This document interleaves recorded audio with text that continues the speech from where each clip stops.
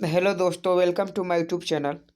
जिनका भी बिहार पुलिस का एग्ज़ाम 14 मार्च और 21 मार्च को है, उनके लिए यह वीडियो बहुत ही इम्पोर्टेंट है, क्योंकि इसमें हम टॉप सिलेक्टेड क्वेश्चन लाए हैं टेस्ट सीरीज 3 में। और आपको बता दें कि इसके पहले हम लोग टेस्ट सीरीज 2 कर चुके हैं, जिसमें आप सभी का रिस्पॉन्स जो था वह अच्छा रहा। और आज हम आपको 100 क्वेश्चन टेस्ट के रूप में लेंगे, और 100 क्वेश्चन में से आप कितना स्कोर कर सकते हैं यह आप हमें ज़रूर बताइएगा। वीडियो देखने से पहले आप कॉपी पेन उठाकर अपने साथ लेकर बैठें, ताकि क्वेश्चन जितने भी आप सही करें नंबर लिखते चले, और वीडियो के अंत में आप ज़रूर हमें बताइएगा कि आपका कितना सही हुआ। तो आप जल्दी से वीडियो को लाइक कर दीजिए। अभी तक आप वीडियो को लाइक नहीं किए हैं तो जो लोग नहीं जुड़े हैं वह एक बार शेयर कर दें और उनको जोड़ने का काम करें। और जो लोग जुड़ गए हैं वह वीडियो को लाइक कर दे और एक बार शेयर कर दे, ताकि हम जल्दी से टेस्ट आपका एग्ज़ाम वाला टेस्ट स्टार्ट कर सके। जैसा कि आप सभी जानते हैं कि आपके एग्ज़ाम में एक क्वेश्चन के लिए 4 ऑप्शन होता है, वैसे ही आज के टेस्ट में आपके पास एक क्वेश्चन के लिए 4 ऑप्शन होगा, और आपके पास 5 सेकंड का समय होगा आंसर बताने के लिए। तो आप लोग लाइक कीजिए, शेयर कीजिए। चलिए हम अपना काम करते हैं। तो आपके सामने पहला प्रश्न आपके सामने इन विट्रो फर्टिलाइजेशन का संबंध है। इन विट्रो फर्टिलाइजेशन का संबंध है। आपके पास 4 ऑप्शन है। आप जल्दी से इसका राइट आंसर कमेंट कीजिए। आप लाइव देख रहे हैं तो आप वीडियो के लाइव चैट में जाइए और वहां कमेंट कीजिए कि इन विट्रो फर्टिलाइजेशन का संबंध किससे है। तो एक का जो भी लोग सी कह रहे हैं प्रखनली शिशु से, जो भी लोग सी कह रहे हैं उनका सही है। इन विट्रो फर्टिलाइजेशन का संबंध परखनली शिशु से है। अगला प्रश्न है, भारत की प्रथम महिला विदेश सचिव कौन थी? भारत की प्रथम महिला विदेश सचिव कौन थी? जल्दी से इसका राइट आंसर बताइए। जल्दी से बताइए कि भारत की प्रथम महिला विदेश सचिव कौन थी। जल्दी से। ए सभी लोग का ए आ रहा है। जिनका भी ये आ रहा है उनका गलत है। भारत की प्रथम महिला विदेश सचिव चोकिला अय्यर थी। तो चोकिला अय्यर जो भी बी कह रहे हैं उनका सही है, बाकी ए वाले सभी का गलत है। तो आप लोग 1 से 100 तक पहले आप लोग लिख लें, और आप लोग जो गलत होगा वहाँ गलत का चिन्ह डाल दीजिएगा, और जो सही हो रहा है उसको सही करते जाइएगा। और जब वीडियो पूरा समाप्त हो जाए तो आपको कुछ समय मिलेगा अपना सही वाले गिन कर, कितने आप सही किए गिन कर आप वीडियो के कमेंट बॉक्स में जाइए और कमेंट कर दीजिएगा कि आपका कितना सही हुआ। क्योंकि टेस्ट देने से आपको यह मालूम होता है कि आप कितने पढ़े हुए हैं और अभी आपको कितने पढ़ने की आवश्यकता है, और क्वेश्चन जो नहीं पढ़ रहे हैं वो भी आपको याद हो जाएगा। अगला प्रश्न है कि Somnath the many wise of a history पुस्तक की लेखिका है। Somnath the many wise of a history पुस्तक की लेखिका है। आपके पास 4 ऑप्शन है। आप जल्दी से इस प्रश्न का राइट आंसर बताइए कि Somnath the many voice of a history पुस्तक किसकी लेखिका है। तो 3 का जो राइट आंसर आप लोग कह रहे हैं वह डी है। जो भी लोग डी कह रहे हैं उनका राइट आंसर है Somnath the many wise of a history पुस्तक के लेखिका रोमिला थापर है। अगला प्रश्न आपके सामने है कि विश्व व्यापार संगठन WTO का वित्तीय सेवाएं संबंध बहुउद्देशीय करार लागू हुआ है। आपको बताना है कि WTO का वित्तीय सेवाओं संबंधी बहुउद्देशीय करार कब से लागू हुआ है। तो आप जल्दी से 4 का आप राइट आंसर बताइए, अगर आप जानते हैं तो जल्दी से, कि 4 का आपका राइट आंसर क्या हो जाएगा। जल्दी से आप बताइए कि 4 का आपका राइट आंसर क्या हो जाएगा। तो जो भी लोग सी कह रहे हैं अप्रैल 1999 है। अप्रैल 1999 जो भी कह रहे हैं अप्रैल 1999 उनका सही आंसर है, क्योंकि WTO का वित्तीय सेवाओं संबंधी बहुउद्देशीय करार अप्रैल 1999 से संबंधित है।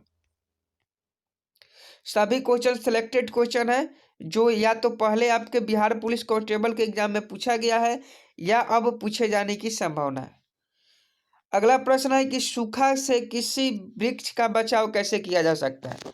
सूखा से किसी वृक्ष का बचाव कैसे किया जा सकता है, तो 5 का जल्दी से आप लोग बताइए, जल्दी से बताइए कि सूखा से किसी वृक्ष का बचाव कैसे किया जा सकता है।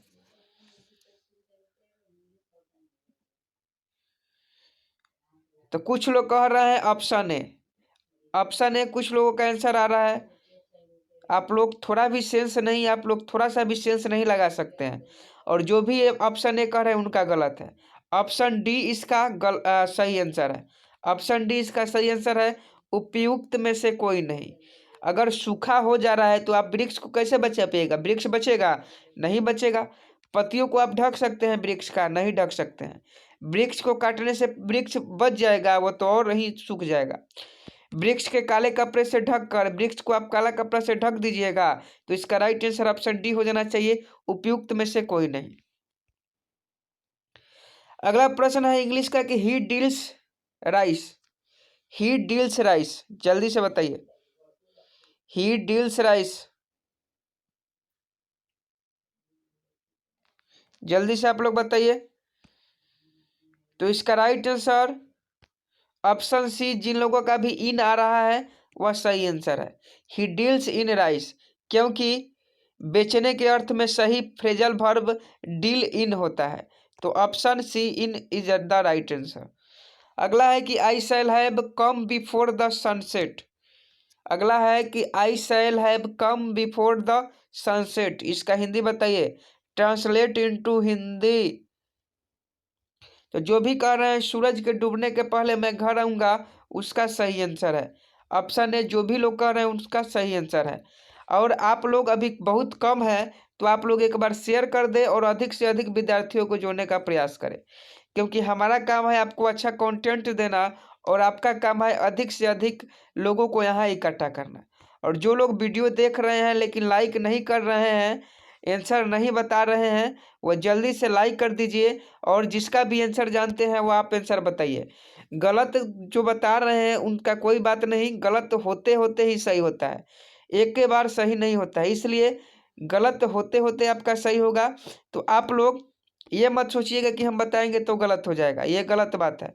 आपको ये नहीं सोचना है, आप सोचिए कि इसका हम आंसर बता सकते हैं।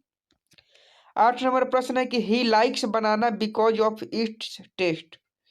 ही likes banana because of its taste clause है, तो मेन क्लॉज चुनना है। तो 8 का क्या हो जाएगा, तो ऑप्शन सी, इसका तो आंसर आप लोग नहीं दिए, तो इसका right answer option C he likes banana हो जाएगा। अगला फिर फिल इन द ब्लैंक्स है, इसमें आपको प्रेफिक्स चुनना है कि the ink is deliver, the ink is deliver, जल्दी से बताइए। तो इसका राइट आंसर इन हो जाएगा, in, the ink is in deliver. तो ऑप्शन बी, जो भी लोग कह रहे हैं उसका सही आंसर है। अगला प्रश्न जीके का है कि डॉक्टर भीमराव अंबेडकर ने निम्नलिखित में से किसे heart and soul of the constitution कहा है। आपको बताना है कि डॉक्टर भीमराव अंबेडकर ने संविधान की आत्मा किसे कहा है। यहाँ heart and soul of the constitution दे दिया है, इसलिए आप लोग कंफ्यूज हो गए होंगे, लेकिन हिंदी में हम आपको बता दिए कि डॉक्टर भीमराव अंबेडकर ने निम्नलिखित में से किसे संविधान की आत्मा कहा है।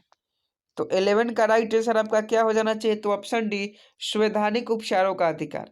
संवैधानिक उपचारों को अधिकार को डॉक्टर भीमराव अंबेडकर ने भारत के संविधान की आत्मा कहा है। अगला प्रश्न है कि इसका ध्यान से क्वेश्चन सुनिएगा, बहुत ही इंपॉर्टेंट है, और यह प्रीवियस ईयर क्वेश्चन है जो बिहार पुलिस कांस्टेबल के एग्जाम में पूछा गया है। अगला है कि भारतीय संविधान के अनुच्छेद में दोहरे जोखिम का अर्थ है कि कोई व्यक्ति, आपको बताना है कि भारतीय संविधान के अनुच्छेद में दोहरे जोखिम का अर्थ है कि कोई व्यक्ति। तो 12 का राइट आंसर बताइए कि अनुच्छेद 20 का किससे संबंधित है। अनुच्छेद 20 का 2 किससे संबंधित है। तो 12 का भी, एक ही अपराध के लिए एक बार से अधिक न्यायिक कार्यवाही और दंड का भागी नहीं बनाया जा सकता है। अगला प्रश्न है, आपके एग्जाम में देखने को मिल सकता है कि कोई व्यक्ति राष्ट्रपति के रूप में निर्वाचित होने का पात्र तभी होगा जब वह आपको बताना है कि कोई व्यक्ति राष्ट्रपति के रूप में निर्वाचित होने का पात्र तभी होगा जब वह क्या होगा, जल्दी से बताइए। आपके सामने चारों ऑप्शन है। हाँ, तो जो लोग डी कर रहे हैं उपयुक्त सभी, उसका सही आंसर है। अगर आपके एग्जाम में उपयुक्त सभी मिले डी नंबर ऑप्शन में, तो आप इसे ही ज्यादा टिक लगाए। अगर आप नहीं जानते हैं तो ऑप्शन डी उपयुक्त सभी वाला को टिक लगाए, क्योंकि इसमें 80% चांस रहता है कि यह आपका सही ही होगा। 80% चांस रहता है कि उपयुक्त सभी वाला ऑप्शन सही होगा।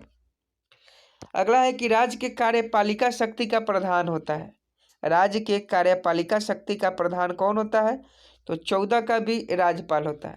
राज्य के कार्यपालिका शक्ति का प्रधान राज्यपाल होता है। जो भी लोग ऑप्शन बी कह रहे हैं उनका राइट आंसर है।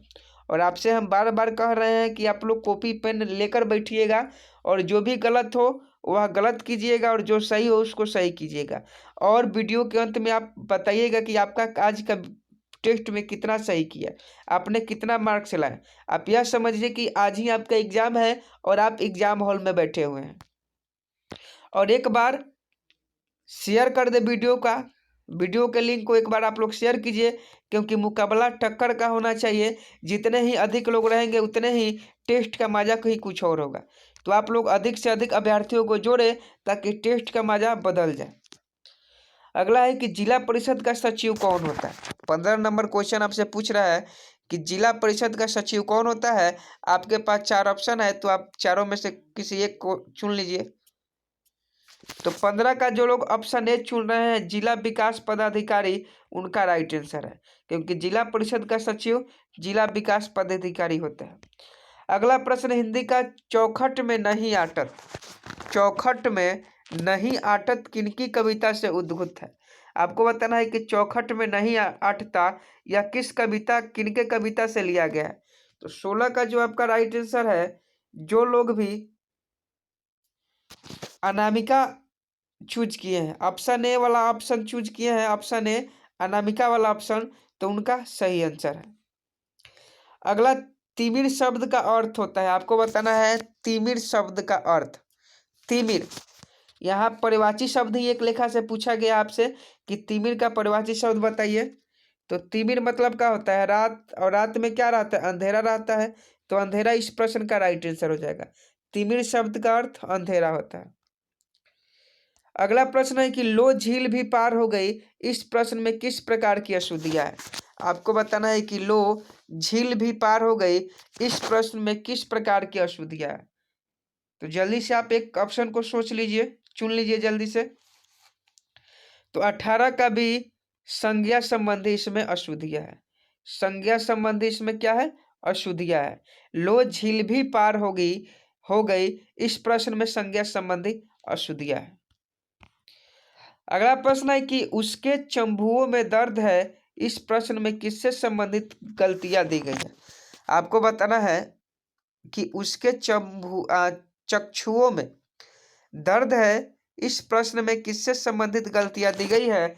आपके पास 4 ऑप्शन है, अगर आप जानते हैं तो बताएं, नहीं तो तुक्का मारने वाला सिस्टम अपनाइए और एक ऑप्शन को आप लोग पकड़ लीजिए। तो 19 का डी, जो भी लोग कर रहे हैं संज्ञा, उनका राइट आंसर है। और अभी आप लोग बहुत कम लोगों के पास शेयर किए हैं, क्योंकि अभी बहुत कम लोग ही लाइव देख पा रहे हैं। तो आप लोग अधिक से अधिक दोस्तों में शेयर करें ताकि मुकाबला टक्कर का हो। मुकाबला टक्कर का होना चाहिए।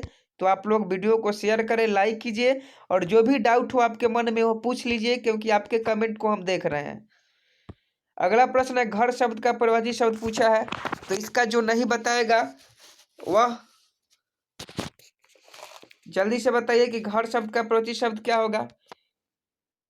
इसका जो नहीं बताएगा कि घर शब्द का परिवाची शब्द नहीं क्या होगा, तो वह समझ लीजिए कि उसका जो हिंदी है वह बहुत कमजोर है। तो आप बताइए कि घर शब्द का परिवाची शब्द क्या होगा। बहुत इजी क्वेश्चन। घर शब्द का परिवाची शब्द क्या होगा?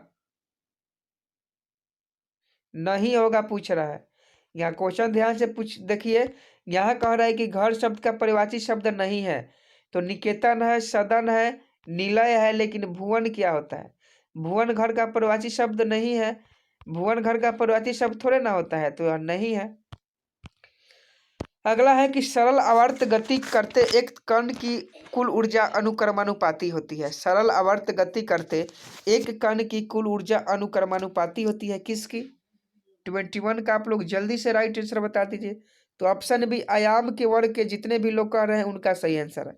सरल आवर्त गति करते एक कण की कुल ऊर्जा अनुक्रमानुपाती होती है आयाम वर्ग के। अगला प्रश्न है, बर्नौली का प्रमेय निम्न में लागू होती है। आपको बताना है कि बर्नौली का जो प्रमेय है वह किस पर लागू होती है। तो आप किसी एक ऑप्शन को चूज कर लें। तो जिन लोगों ने भी 22 का ऑप्शन ए चूज किया है, द्रवों के प्रवाह पर, उनका राइट आंसर है, क्योंकि बर्नौली का प्रमेय जो है वह द्रवों के प्रवाह पर ही लागू होता है।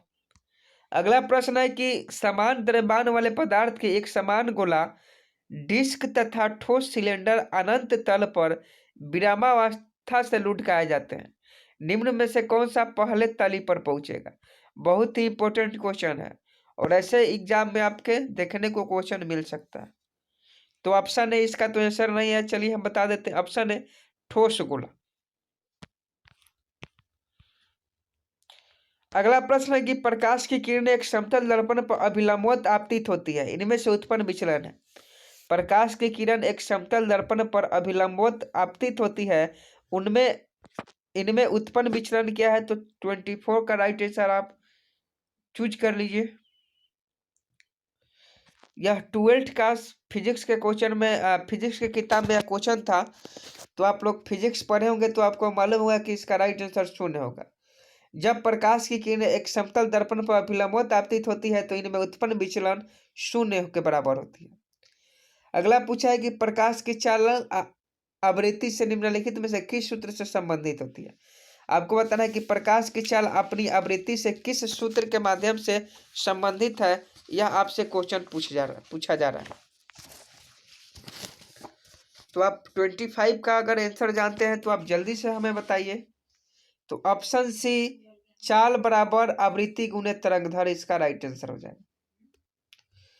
अगला प्रश्न है कि स्वास्थ्य मानव में फोक्सन किया जाता है। स्वास्थ्य मानव में फोक्सन किया जाता है, तो स्वास्थ्य मानव में किसका फोक्सन किया जाता है?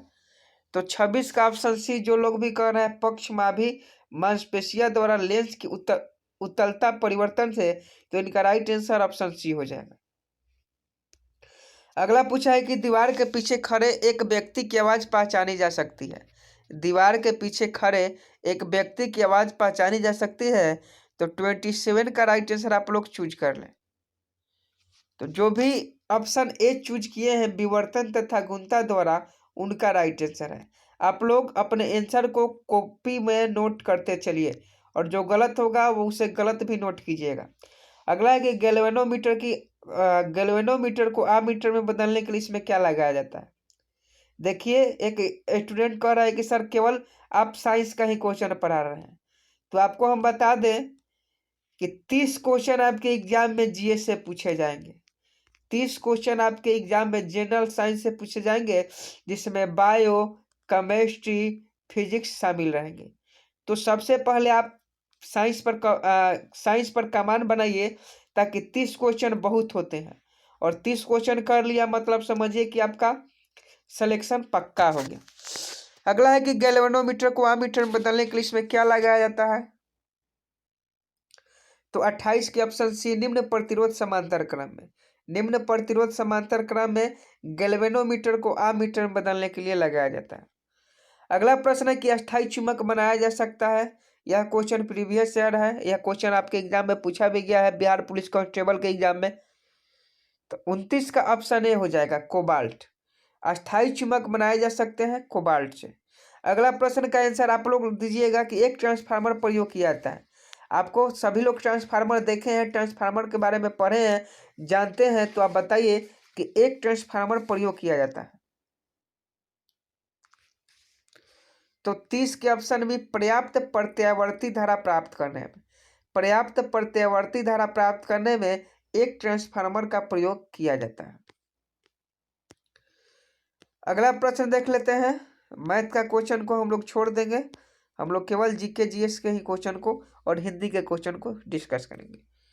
अगला है कि हड़प्पा सभ्यता संबंधित है, आपको बताना है। बहुत important question, previous years question है। तो आपको बताना है कि हड़प्पा सभ्यता किससे संबंधित है। तो 41 का आप लोग जल्दी से मन में सोच लीजिए। 4 ऑप्शन भी है, चारों ऑप्शन आपको बहुत अच्छी तरह से दिखाई दे रहा है।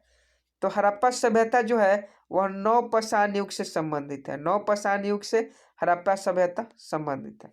अगला है कि जैन परंपरा के अनुसार पहले तीर्थकर कौन थे। आपको बताना है कि जैन परंपरा के अनुसार पहले तीर्थकर कौन थे। तो यह क्वेश्चन को आप लोग बताइए इसका आंसर।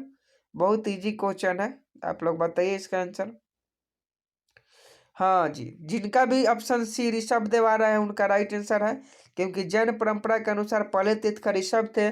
और 24वें तीर्थकर कौन थे, कमेंट बॉक्स में बताइए कि 24वें तीर्थकर, जैन धर्म के 24वें तीर्थकर कौन थे। अगला प्रश्न है 43 नंबर की महाबोधि मंदिर या महान जागृति मंदिर एक बौद्ध मंदिर है जो डैश में स्थित है। महाबोधि मंदिर या महान जागृति मंदिर एक बौद्ध मंदिर है जो कहाँ स्थित है आपका। तो 43 का ऑप्शन क्या हो जाना चाहिए। तो महाबोधि मंदिर तो सब लोग जानते हैं, हाँ जी, बिहार, जिनका बिहार है उनका राइट आंसर है। बिहार वाले संख्या ज्यादा है तो बिहार ही इसका राइट आंसर हो जाएगा। अभी भी बहुत बच्चे कम है तो आप लोग शेयर कर दीजिए, क्योंकि टक्कर जो होने वाला है वो मुकाबले का होने वाला है। मुकाबले का टक्कर होना चाहिए, इसलिए आप लोग अब अकेले ही आप सभी क्वेश्चन कीजिएगा तो यह टक्कर नहीं होगा। कम से कम इस पे 600 से 700 लाइव चाहिए बच्चे। 600 से 700 लाइव आप बच्चे को लेकर आए और तब मुकाबला टक्कर का होगा। क्योंकि आप कुछ सोचिएगा, आपके दूसरा बच्चा कुछ सोचेगा, इससे क्या होगा, आप में पढ़ने की जो भावना है वह विकसित होगी। तो आप लोग एक बार इस वीडियो को शेयर कर दीजिए, और जो लोग लाइक नहीं किए हैं वो अंगूठे को प्रेस कर दीजिए और लाइक कर दीजिए। अगला है कि हर्षवर्धन की मृत्यु हुई थी। हर्षवर्धन की मृत्यु कहाँ हुई थी आपको बताना है, जल्दी से बताइए कब हुई थी। पूछा है कि हर्षवर्धन की मृत्यु कब हुई थी। तो 647 ईस्वी में, 647 ईस्वी में हर्षवर्धन की मृत्यु हुई थी। अगला है कि महमूद गजनवी के साथ भारत आने वाला प्रसिद्ध इतिहासकार कौन था। बहुत इंपॉर्टेंट क्वेश्चन, महमूद गजनवी के साथ भारत आने वाला प्रसिद्ध इतिहासकार कौन था। तो महमूद गजनवी के साथ भारत आने वाला प्रसिद्ध इतिहासकार, तो 45 का राइट आंसर आप जल्दी से बताइए। अगर आप जानते हैं तो आप जल्दी से बताइए 45 का राइट आंसर की क्या हो जाएगा, जल्दी से। हाँ, जिनका भी 45 का जो राइट आंसर है वह बी आ रहा है, ऑप्शन बी उनका सही आंसर है। क्योंकि गुलाम वंश का सॉरी, यहाँ हम लोग 45 में है कि क्योंकि महमूद गजनवी के साथ भारत आने वाला प्रसिद्ध इतिहासकार जो था वह कौन था, तो वह अल बरूनी था। तो ऑप्शन बी जो भी लोग कह रहे हैं 45 का, उनका सही आंसर है। अगला प्रश्न है गुलाम वंश का संस्थापक कौन था। तो सभी लोग जानते हैं कि गुलाम वंश का संस्थापक जो था वह कुतुबुद्दीन ऐबक था। तो यह क्वेश्चन तो सभी का सही होना चाहिए, क्योंकि गुलाम वंश का संस्थापक जो था वह कुतुबुद्दीन ऐबक था। अगला प्रश्न है कि बाबर ने तुझके ए बाबरी किस भाषा में लिखी। बाबर ने तुझके ए बाबरी किस भाषा में लिखी। तो जल्दी से आप लोग बताइए, क्योंकि यह सब आप ही लोग के लिए क्वेश्चन है और आपके एग्जाम की दृष्टि से बहुत ही मायने रखते हैं। तो आप लोग एक बार बता दीजिए कि बाबर ने तुझके ए बाबरी किस भाषा में लिखी, जल्दी से। हाँ, जिन लोगों का भी तुर्की आ रहा है उसका राइट आंसर है। बाबर ने तुझके ए बाबरी जो है वह तुर्की भाषा में लिखी थी, लेकिन तुझके ए बाबरी तुर्की भाषा में बाबर ने जब लिखा था तो वह क्या लिखा था, तो उसका नाम तुझके ए बाबरी नहीं था। उस समय यह बाबरनामा था, बाबर की आत्मकथा बाबरनामा। यहाँ क्वेश्चन ही गलत है, यहाँ पूछना चाहिए कि तुझके ए बाबरी किस भाषा में लिखी गई। तो तुझके ए बाबरी जो है वह फारसी भाषा में लिखी गई, लेकिन यहाँ क्वेश्चन किया है कि बाबर ने तुझके ए बाबरी किस भाषा में लिखी। तो बाबर तुझके ए बाबरी नहीं लिखा, बाबर बाबरनामा लिखा तुर्क भाषा में, जिसको बाद में अब्दुल रहीम खाना के द्वारा फारसी में ट्रांसलेट किया गया था। अगला क्वेश्चन है कि प्लासी का युद्ध मैदान कहाँ स्थित है। प्लासी का युद्ध मैदान कहाँ स्थित है आपको बताना है कि प्लासी का युद्ध मैदान कहाँ स्थित है। तो प्लासी का युद्ध कहाँ है, प्लासी का जो युद्ध हुआ था 1757 में, आपको बताना है कि वह मैदान जो है वह कहाँ स्थित है। प्लासी का युद्ध 1757 में हुआ था सिराजुद्दौला और किसके बीच, जल्दी से बताइए कि प्लासी का युद्ध 1757 में हुआ था। यह तो हम आपको बता ही दिए कि प्लासी का युद्ध 1757 में हुआ था सिराजुद्दौला और किनके बीच, तो अंग्रेजों के बीच में हुआ था। और यह कहाँ स्थित है, पश्चिम बंगाल में स्थित है। अगला प्रश्न है भारतीय राष्ट्रीय कांग्रेस का अध्यक्ष निर्वाचित होने वाला प्रथम यूरोपीय था। आपको बताना है कि भारतीय राष्ट्रीय कांग्रेस का अध्यक्ष निर्वाचित होने वाला प्रथम यूरोपीय कौन था। तो यह जॉर्ज यूल था, जॉर्ज यूल था। यहाँ यूरोपीय नहीं कहना चाहिए, यूरोपीय ही। यहाँ आपसे अंग्रेजी में ही पूछेगा कि भारतीय राष्ट्रीय कांग्रेस का प्रथम अंग्रेज अध्यक्ष कौन थे, तो जॉर्ज यूल ही इसका सही आंसर होता है। अगला प्रश्न का राइट आंसर आप लोग बताइएगा कि किस उष्णकटिबंधीय खास फसल के लिए 37 डिग्री से कम का तापमान एवं 100 सेंटीमीटर से अधिक वर्षा की आवश्यकता होती है। आपके सामने क्वेश्चन है 50 नंबर, 50 क्वेश्चन अभी तक हम लोग कर चुके हैं और अभी बहुत ही कम लाइक है। तो आपसे अनुरोध है कि आप वीडियो को लाइक कर दें, जो लोग अभी तक लाइक नहीं किए हैं। और बार बार आपसे कह रहे हैं कि मुकाबला टक्कर का होना चाहिए, इसलिए आप लोग एक बार इस वीडियो को शेयर कर दीजिए ताकि अधिक से अधिक विद्यार्थी हमारे साथ जुड़ सके। तो आपको बताना है कि किस उष्णकटिबंधीय खाद्य फसल के लिए 27 डिग्री से कम तापमान एवं 100 डिग्री से अधिक वर्षा की आवश्यकता होती है। तो इसका राइट आंसर आप लोग जल्दी बता दीजिए कि इसका राइट आंसर क्या हो जाएगा। तो इसका राइट आंसर चावल हो जाएगा। इसका राइट आंसर क्या हो जाएगा, चावल हो जाएगा। अगला प्रश्न आप लोग बताइएगा कि केंद्रीय चावल अनुसंधान संस्था कहाँ स्थित है। केंद्रीय चावल अनुसंधान संस्था कहाँ स्थित है। 51 का राइट आंसर बताइए कि केंद्रीय चावल अनुसंधान संस्था कहाँ स्थित है। तो यह आपका कहाँ स्थित है, जल्दी से, हाँ जी, जिनका भी कटक आ रहा है उनका राइट आंसर है, क्योंकि केंद्रीय चावल अनुसंधान संस्था जो है वह कटक में स्थित है। अगला प्रश्न देख लेते हैं। अगला है कि भारत का वह सबसे बड़ा बंदरगाह कौन सा है जो कुल यातायात के 5वें भाग को संभालता है। भारत का वह सबसे बड़ा बंदरगाह कौन सा है जो कुल यातायात के 5वें भाग को संभालता है। तो 52 का आपका right answer option C Mumbai हो जाएगा। अब आप लोग के पास ज़्यादा समय नहीं है, तो आप लोग अब जल्दी जल्दी आंसर दीजिएगा, क्योंकि वीडियो बहुत लंबी हो गई है और आप लोग अभी तक वीडियो को शेयर भी नहीं कर रहे हैं। तो आप लोग शेयर जरूर कीजिएगा वीडियो को। और 53 का आंसर है, क्वेश्चन है, पहले क्वेश्चन पढ़ लेते हैं। वायुमंडलीय ओजोन की ऊपरी परत निम्नलिखित में से किससे बनी है। वायुमंडलीय ओजोन की ऊपरी परत निम्नलिखित में से किससे बनी है। तो 53 का right answer option B, oxygen का अणुओं का संयोजन से वायुमंडल की ओजोन परत बनी हुई है। अगला है कि भूचाल का अपकेंद्र क्या होता है। भूचाल का अपकेंद्र क्या होता है। तो जिन लोगों ने ऑप्शन डी कह रहा है, पृथ्वी की सतह पर वह बिंदु जो भूकंप का उद्गम केंद्र पर ऊर्ध्वाधर होता है, जिन लोगों ने ऑप्शन डी सोचा है उनका राइट आंसर है। अगला है क्वेश्चन कि अंकलेश्वर डैश के लिए जाना जाता है। आपको बताना है कि अंकलेश्वर किसके लिए जाना जाता है।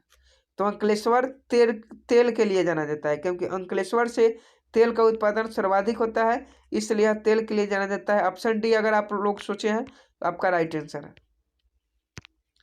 अगला है कि लक्षद्वीप के लोग निम्नलिखित में से कौन सी भाषा बोलते हैं। लक्षद्वीप के लोग निम्नलिखित में से कौन सी भाषा बोलते हैं। तो मलयालम बोलते हैं। लक्षद्वीप के लोग मलयालम भाषा बोलते हैं। बहुत ही इंपॉर्टेंट क्वेश्चन 57 नंबर है कि वर्ष 2011 की जनगणना के अनुसार निम्नलिखित में से किस राज्य में बालक बालिका का अनुपात सबसे कम है। तो आपका हरियाणा हो जाएगा, क्योंकि हरियाणा में लिंगा अनुपात जो है वह सबसे कम है। 1000 पुरुष पर 984 महिलाएं हैं। अगला है कि निम्नलिखित में से किस खाद्य पदार्थ में एक ही मात्रा में अधिकतम कैलोरी मान विद्यमान है। आपको बताना है कि निम्नलिखित में से किस खाद्य पदार्थ में एक ही मात्रा में अधिकतम कैलोरी मान विद्यमान है। तो 58 का आप लोग जल्दी से राइट आंसर बताइए। हाँ, तो जो लोग ऑप्शन ए मखना कह रहे हैं, मखाना, उनका राइट आंसर है। अगला पूछा है लाफिंग गैस का रासायनिक नाम, या तो हंसते हंसते आप लोग बता दीजिएगा कि लाफिंग गैस का रासायनिक नाम क्या है। लाफिंग गैस का रासायनिक नाम N2O मतलब नाइट्रोस ऑक्साइड। तो नाइट्रोस ऑक्साइड आपका कहाँ है, तो ऑप्शन डी में है। तो 59 का ऑप्शन डी नाइट्रोस ऑक्साइड इसका सही आंसर हो जाता। अगला प्रश्न पूछा है कि पीतल किसकी मिश्र धातु है। पीतल जो है वह किसकी मिश्र धातु है, यह आपको बताना है। तो जो लोग ऑप्शन बी जास्ता और तांबा कह रहे हैं उनका सही है, क्योंकि पीतल जो है वह जास्ता और तांबा का मिश्र धातु है। अगला है कि प्राकृतिक गैस का मुख्य घटक क्या है। प्राकृतिक गैस का मुख्य घटक मीथेन है, तो इसका राइट आंसर मीथेन हो जाएगा। अगला है कि दिया सलाई में प्रयोग किया गया फास्फोरस का प्रूफ होता है। आपको बताना है कि जो माचिस में होता है उसमें कौन सा फास्फोरस होता है, तो लाल फास्फोरस होता है। लाल फास्फोरस होता है माचिस की तिलियों पर, क्योंकि यह खुले हवा में अपने आप आग नहीं पकड़ता है। अगला है कि परमाणु क्रमांक 20 वाले परमाणु का इलेक्ट्रॉनिक विन्यास क्या है। 63 का ऑप्शन सी 2882 हो जाएगा। अगला है कि ज्वर नियंत्रण में सहायक औषधि का नाम क्या है। तो ज्वर नियंत्रक में सहायक औषधि का नाम जो है क्या है, पैरासीटामोल है। पैरासीटामोल ज्वर नियंत्रक में सहायक औषधि का नाम है, जो दर्द और बुखार दोनों को कम करता है। अगला है वनस्पति तेल का घी में परिवर्तन कैसे होता है। वनस्पति तेल का घी में परिवर्तन कैसे होता है, तो यह हाइड्रोजनीकरण के द्वारा यह होता है। अगला है कि समुद्री शैवाल में क्या होता है। समुद्री शैवाल में क्या होता है। 66 नंबर प्रश्न है कि समुद्री शैवाल में क्या होता है। ऑप्शन बी आयोडाइड, समुद्री शैवाल में आयोडाइड होता है। अगला प्रश्न है सेलुलोज निम्नलिखित में से किसकी मुख्य घटक है। सेलुलोज निम्नलिखित में से किसकी मुख्य घटक है, तो 67 का ऑप्शन है कोशिका भित्ति हो जाएगा। सेलुलोज जो है वह कोशिका भित्ति का मुख्य घटक है। आप लोग आंसर अपना चुनते जाइएगा और गलत सही का निशान लगाते चलिएगा। और एक बार वीडियो को लाइक कर दीजिए जो लोग लाइक नहीं किए हैं, और एक बार वीडियो को आप लोग शेयर भी कर दीजिए जो लोग शेयर नहीं किए हैं। तो जल्दी से एक बार आप इस वीडियो को लाइक और शेयर कर दें, और अगर आप ऐसे ही वीडियो पाना चाहते हैं तो आप चैनल को सब्सक्राइब भी कर सकते हैं। 68 नंबर प्रश्न है आपका कि भ्रूण विकास के लिए निम्नलिखित में से किस अंग के द्वारा खाद की पूर्ति की जाती है। भ्रूण विकास के लिए निम्नलिखित में से किस अंग के द्वारा खाद की पूर्ति की जाती है, तो 68 के राइट आंसर ऑप्शन ए हो जाएगा गर्भाशय। अगला प्रश्न है कि पिनियल ग्रंथि कहाँ होती है। जल्दी से चुनिए आंसर। पिनियल ग्रंथि कहाँ होती है। पिनियल ग्रंथि कहाँ होती है, ऑप्शन ए यकृत में होती है। जिन्होंने भी ऑप्शन ए चुना है उसका राइट आंसर है। अगला पूछा है निम्नलिखित में से कौन सा विटामिन पानी में घुलनशील है। तो पानी में घुलनशील विटामिन कौन सा है, तो आप लोग याद रखिएगा B+C। B+C आपको जहां भी मिले वह पानी में घुलनशील है। तो सी को देख लीजिए तो सी नहीं है लेकिन बी है, तो ऑप्शन बी इसका सही आंसर हो जाएगा। विटामिन बी जो है वह पानी में घुलनशील है, और बाकी सभी vitamin A, D, vitamin E के, ये सभी विटामिन वसा में घुलनशील है। अगला है निम्नलिखित में से कौन सा क्षेत्र भारत के सकल घरेलू उत्पाद में सर्वाधिक योगदान देता है। निम्नलिखित में से कौन सा क्षेत्र भारत के सकल घरेलू उत्पाद में सर्वाधिक योगदान देता है, तो 71 का आपका राइट आंसर क्या हो जाना चाहिए, तो ऑप्शन सी तृतीय क्षेत्र हो जाएगा। अगला प्रश्न देख लेते हैं। सूक्ष्म अर्थशास्त्र का संबंध होता है। सूक्ष्म अर्थशास्त्र का संबंध होता है, तो ऑप्शन ए व्यक्तिगत इकाई से। अगला है भारत के ग्रामीण क्षेत्रों में मौसमी बेरोजगारी उत्पन्न होने का प्रमुख कारण क्या है। भारत के ग्रामीण क्षेत्रों में मौसमी बेरोजगारी उत्पन्न होने का प्रमुख कारण क्या है, तो कृषि की सामयिक प्रकृति। कृषि की सामयिक प्रकृति ऑप्शन सी, जो भी सोचे हैं उनका राइट आंसर है। अगला प्रश्न 74 नंबर आपके सामने है कि भारत में बेरोजगारी का प्रमुख कारण क्या है। भारत में बेरोजगारी का प्रमुख कारण क्या है, तो इसका राइट आंसर ऑप्शन बी जनसंख्या में तीव्र वृद्धि। जनसंख्या में तीव्र वृद्धि भारत में बेरोजगारी का प्रमुख कारण है। अगला है कि मुस्लिम लीग के संविधान सभा का बहिष्कार किया क्योंकि, मुस्लिम लीग के संविधान सभा का बहिष्कार किया क्योंकि, क्यों किया गया? तो ऑप्शन सी, वह मुसलमानों के लिए एक अलग संविधान सभा चाहती थी। अगला हिंदी का क्वेश्चन है, अनुनय शब्द का सही संधि विच्छेद पूछा है, अनुनय शब्द का, तो यह आप लोग चुटकियों में हल कर दीजिएगा, अनुनय। अगला है सीमित शब्द का सही अर्थ क्या है? तो 77 का राइट आंसर ऑप्शन सी, मुस्कान। अगला है गुरु नानक देव जी का जन्म कब हुआ था? गुरु नानक देव जी का जन्म 1469 ईस्वी में हुआ था। अगला है मछली किनकी रचना है? मछली किनकी रचना है? ऑप्शन है विनोद कुमार शुक्ल की मछली रचना है। अगला है विनोद कुमार शुक्ल ने 1999 में कौन सी सम्मान से सम्मानित किया गया? क्वेश्चन फिर से पढ़िए, बहुत इंपॉर्टेंट क्वेश्चन है। विनोद कुमार शुक्ल को 1999 में कौन से सम्मान से सम्मानित किया गया? तो साहित्य अकादमी से सम्मानित किया गया। अगला है कि भारत में दल बदल विरोधी अधिनियम कब बना? तो 81 का ऑप्शन बी हो जाना चाहिए, 1985 में। भारत में दल बदल विरोधी अधिनियम 1985 में बना। अगला प्रश्न है लघु ज्वार भट्टा कब आता है? तो इसका राइट आंसर आप जल्दी से सोच लीजिए। तो जिन लोगों का ऑप्शन सी है सप्तमी या अष्टमी, उसका राइट आंसर। अगला है घाना पक्षी बिहार निम्नलिखित में से किस राज्य में स्थित है? घाना पक्षी बिहार निम्नलिखित में से किस राज्य में स्थित है? राजस्थान। घाना पक्षी बिहार जो है वो राजस्थान में स्थित है। अगला है कि सौराष्ट्र की सुदर्शन झील का निर्माण किसने करवाया था? सौराष्ट्र की सुदर्शन झील का निर्माण किसने करवाया था? तो यह चंद्रगुप्त मौर्य के द्वारा कराया गया था। सौराष्ट्र की सुदर्शन झील का निर्माण चंद्रगुप्त मौर्य ने करवाया था। अगला है पौधे में श्वसन के अंतिम उत्पाद क्या है? पौधे में श्वसन के अंतिम उत्पाद क्या है? तो यह CO2 H2O और ऊर्जा है। पौधे में श्वसन के अंतिम उत्पाद CO2 H2O और ऊर्जा है। अगला प्रश्न देख लेते हैं।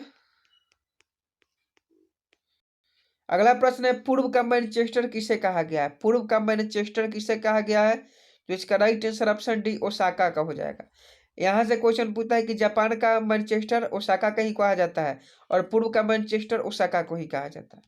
अगला है 1991 की नई आर्थिक नीति की प्रमुख विशेषता है। 1991 की नई आर्थिक नीति के प्रमुख विशेषता क्या है? तो 94 का ऑप्शन डी हो जाएगा, उपयुक्त सभी। बार बार कहते हैं कि उपयुक्त सभी अगर आपके ऑप्शन में है तो 80% सही होने की चांस है। अगला है पवनार आश्रम का संबंध किससे है? पवनार आश्रम का संबंध, पवनार का संबंध विनोबा भावे से है। पवनार आश्रम का संबंध किससे है? विनोबा भावे से है। तो ये थे आज के क्वेश्चन जो हम लोग टेस्ट देखें। टेस्ट के रूप में हम लोगों ने टेस्ट सीरीज 3 को देखें जो आपके एग्जाम की दृष्टि से बहुत ही इंपॉर्टेंट है। अब आप लोग काउंट कर लीजिए कि आप 1 से 100 तक के प्रश्न में कितने सही किए। अब आप काउंट कर लीजिए कि 1 से आप 100 तक के प्रश्न में कितने प्रश्न सही किए। 100 में से 10 मैथ का हटा दीजिएगा तो 90 हो जाएगा। तो आप 90 प्रश्न में से कितने सही किए, आप जल्दी से कमेंट बॉक्स में कमेंट कीजिए। आपका कमेंट हम लाइव देख रहे हैं, तो आप जल्दी से कमेंट बॉक्स में कमेंट कीजिए और वीडियो खत्म जब हो जाए तो आप इसे एक बार अपने दोस्तों में शेयर भी जरूर कर दीजिएगा। अब जिस भी सोशल मीडिया पर उपलब्ध है वहां आप लोग शेयर कीजिएगा और वीडियो को जो लोग अभी तक लाइक नहीं किए वो लाइक कर दें, कमेंट करें, शेयर करें और जो लोग चैनल पर नए हैं वो चैनल को सब्सक्राइब कर लें, क्योंकि बिहार पुलिस कांस्टेबल के लिए यहाँ रोज आपको प्रैक्टिस सेट मिलेगी डेली। तो आप लोग इस चैनल को सब्सक्राइब कर लीजिएगा।